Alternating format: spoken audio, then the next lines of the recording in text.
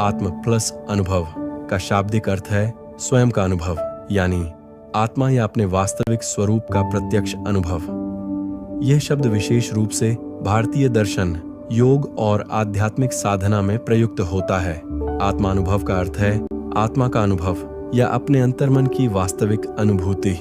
यह शब्द दो संस्कृत शब्दों से मिलकर बना है, आत्मा, स्वयं, आत्म और अनुभव, अनुभूति, अनुभव का अनुभव का हिंदी में अर्थ और महत्व। आत्मा का अनुभव यह वह स्थिति है जब साधक अपने भीतर की चेतना, आत्मा या ब्रह्म का अनुभव करता है। यह अनुभव इंद्रियों, मन या बुद्धि से परे होता है। अद्वैत वेदांत में आत्मानुभव को मोक्ष की ओर पहला कदम माना जाता है। जब व्यक्ति मैं शरीर नहीं, मैं आत्मा हूं का अनुभव करता है तो वह संसार के बंधनों से मुक्त होने लगता है। संत साहित्य में संत ज्ञानेश्वर, संत तुकाराम और संत एकनाथ जैसे संतों ने आत्मानुभव को परम सत्य की प्राप्ति बताया है। यह अनुभव भक्ति, ध्यान और ज्ञान के मार्ग से प्राप्त होता है। आत्मानुभव का विस्तृत अर्थ। आत्मानुभव वह अवस्था होती है जब व्यक्ति अपने भौतिक शरीर, इंद्रियों, मन और अहंकार से परे जाकर स्वयं के वास्तविक स्वरूप अर्थात आत्मा से का अनुभव करता है। यह एक अंतर्ज्ञानात्मक इनर रियलाइजेशन या आध्यात्मिक अनुभूति होती है जिसे शब्दों में पूरी तरह व्यक्त करना कठिन है। आत्मानुभव पर आधारित ग्रंथ। आत्मानुभव ग्रंथ संत ज्ञानेश्वर द्वारा रचित एक प्रसिद्ध मराठी ग्रंथ है जिसमें उन्होंने अपने आत्मिक अनुभवों को काव्य रूप में प्रस्तुत किया है। यह ग्रंथ ज्ञानेश्वरी के बाद उनकी अंतिम रचना मानी जाती है। आत्मानुभव क्या है? आत्मा का अनुभव। आत्मानुभव का अर्थ है स्वयं के भीतर उस चेतना का अनुभव करना जो शरीर, मन और बुद्धि से परे है। अहंकार का लोप। इसमें मैं की सीमित धारणा मिट जाती है और व्यक्ति ब्रह्म के साथ एकत्व महसूस करता है। शुद्ध साक्षी भाव। व्यक्ति सब कुछ देखता है पर उसमें लिप्त नहीं होता। वह साक्षी बन जाता है, देखने वाला पर प्रतिक्रिया देने वाला नहीं। शास्त्रों में आत्मानुभव का वर्णन उपनिषदों में कहा गया है। तत्वमसि, तू वही है ब्रह्म। भगवद गीता में श्री कृष्ण कहते हैं, न जायते म्रियते वा कदाचित। आत्मा न जन्म लेती है न मरती है। आत्मा अनुभव को शब्दों में बांधना कठिन है। यह तो अनुभव का विषय है। जैसे कोई मिठास को केवल बताकर नहीं समझा सकता, वैसे ही आत्मा का अनुभव भी स्वयं करना पड़ता है। आत्मानुभव कैसे प्राप्त करें? ध्यान, मेडिटेशन। नियमित ध्यान से मन स्थिर होता है और आत्मदर्शन की संभावना बढ़ती है। स्वाध्याय, सेल्फ स्टडी। आत्मा और ब्रह्म के विषय में शास्त्रों का अध्ययन। सत्संग, ज्ञानवान संतों की संगति। नैतिक जीवन, सत्य, अहिंसा, संयम आदि का पालन। स्वचिंतन एवं आत्मनिरीक्षण, ध्यान और आत्मचिंतन। नियमित ध्यान से मन शांत होता है और आत्मा की अनुभूति संभव होती है। सद्गुरु का मार्गदर्शन। गुरु के सान्निध्य में आत्मानुभव की प्रक्रिया सरल होती है। आत्मानुभव की विशिष्टताएं। यह अनुभव ज्ञान से परे ज्ञान है जिसे केवल अनुभव किया जा सकता है, पढ़ा या सुना नहीं जा सकता। यह एकांत साधना, ध्यान या गहन आत्मनिरीक्षण के माध्यम से प्राप्त होता है। इसमें व्यक्ति को यह बोध होता है कि मैं शरीर नहीं हूं, मैं आत्मा हूं। अहंकार, मोह और द्वैत भाव का अंत हो जाता है। ऐसी अवस्था में व्यक्ति सच्चे सुख, आनंद और परम शांति का अनुभव करता है। विभिन्न दर्शनों में आत्मानुभव। अद्वैत वेदांत में आत्मानुभव को ब्रह्म के साथ तादात्म्य की अनुभूति माना जाता है। अहम ब्रह्मास्मि, मैं ही ब्रह्म हूँ। योग दर्शन में यह अवस्था समाधि कहलाती है, जहाँ योगी आत्म साक्षात्कार करता है। भक्ति मार्ग में यह ईश्वर की कृपा से प्राप्त होने वाली अनुभूति मानी जाती है। विषय पर आधारित श्लोक, भक्ति रचनाएं और संतों की वाणी के कुछ प्रामाणिक उदाहरण। 1. शंकराचार्य कृत आत्मबोध के श्लोक। आदि शंकराचार्य जी ने आत्मबोध में आत्मानुभव को लेकर कई श्लोक दिए हैं। इनके प्रारंभ में लिखा है, तपोभिः क्षीण पापानां शांतानां वीतरागिणां मुमुक्षूणां पेक्ष्यो यमात्मबोधो विधीयते। 1. बोधोन्य साधनेभ्यः साक्षान्मोक्षैक साधनम् पाकस्य वह्निवज्झाणम् विना मोक्षो न सिद्ध्यति। 2.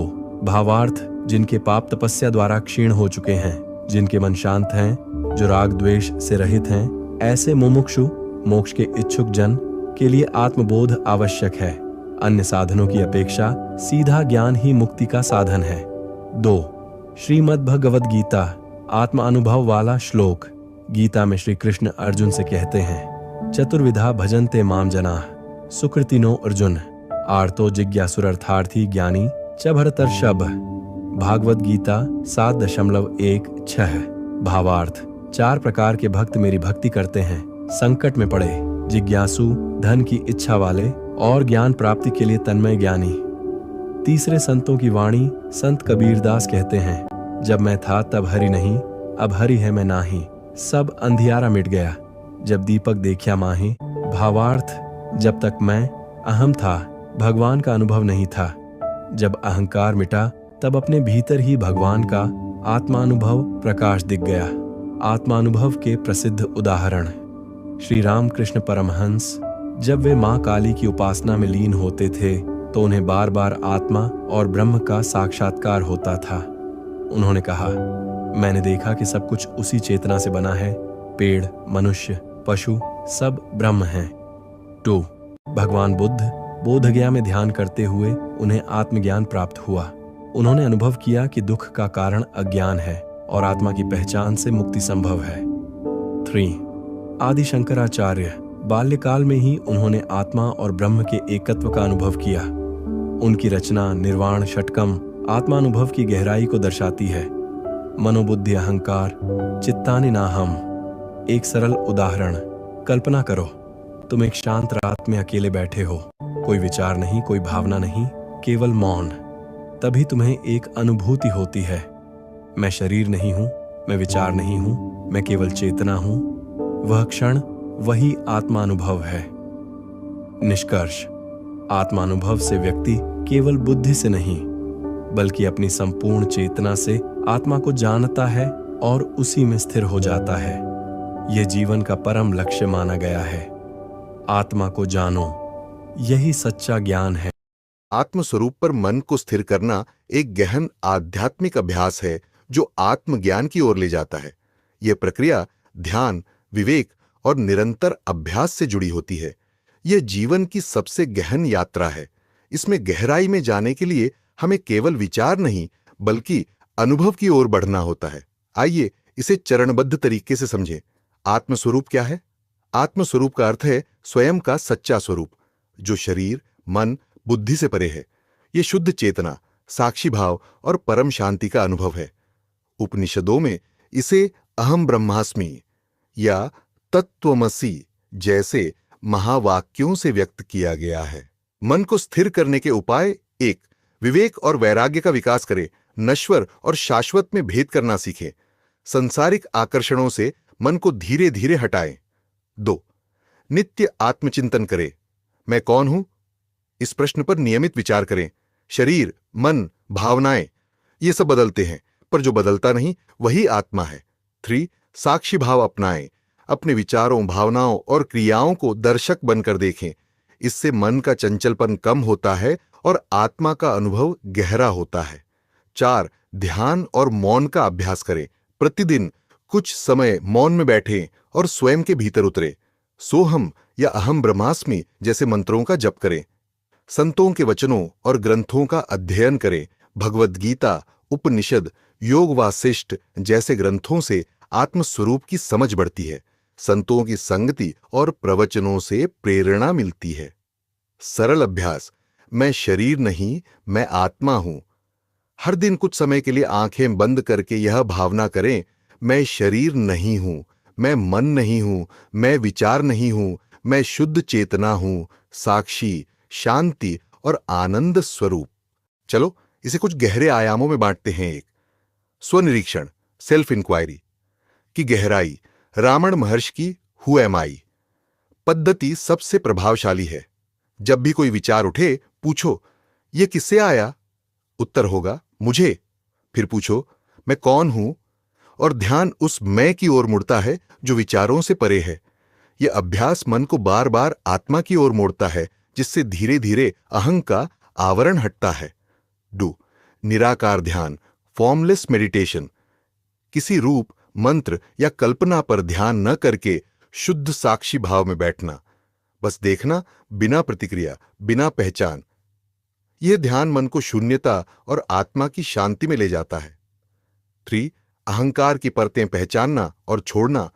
मैं आख्यान के साथ जो पहचानें जुड़ी हैं, जैसे मैं शिक्षक हूं, मैं अच्छा हूं, मैं दुखी हूं, ये सब अहंकार की परतें हैं। जब इनसे दूरी बनती है तब आत्मा का निरपेक्ष स्वरूप प्रकट होता है। 4.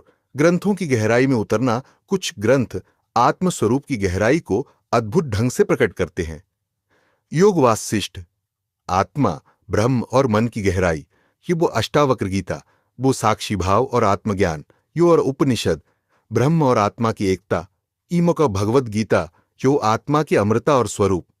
5. जीवन को साधना बनाना। हर क्रिया में साक्षी भाव लाना, खाना, चलना, बोलना, सब में हर अनुभव को आत्मा के दृष्टिकोण से देखना, न सुख में डूबना, न दुख में टूटना। अंतिम सूत्र, तू वही है जिसे तू खोज रहा है।